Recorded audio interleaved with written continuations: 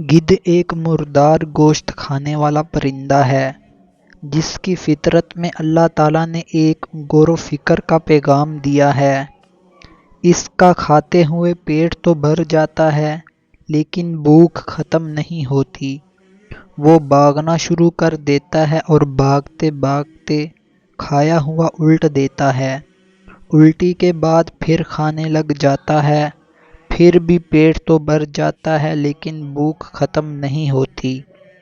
اسی طرح وہ بار بار یہی عمل دہراتا ہے لیکن بھوک نہیں ختم ہوتی کیونکہ وہ حرام اور مردار کھاتا ہے۔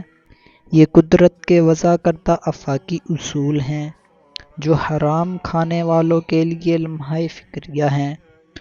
وہ کچھ لوگوں کو اختیار دے کر بھرپور موقع دیتی ہے کہ جتنا کھا سکتے ہو کھا لو مگر سحری کی لذت سے ہمیشہ محروم رہو گے۔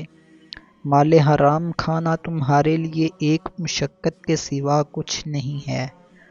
حرام کھانے سے پیٹ تو بھر جائے گا لیکن تمہاری بھوک کبھی ختم نہیں ہوگی۔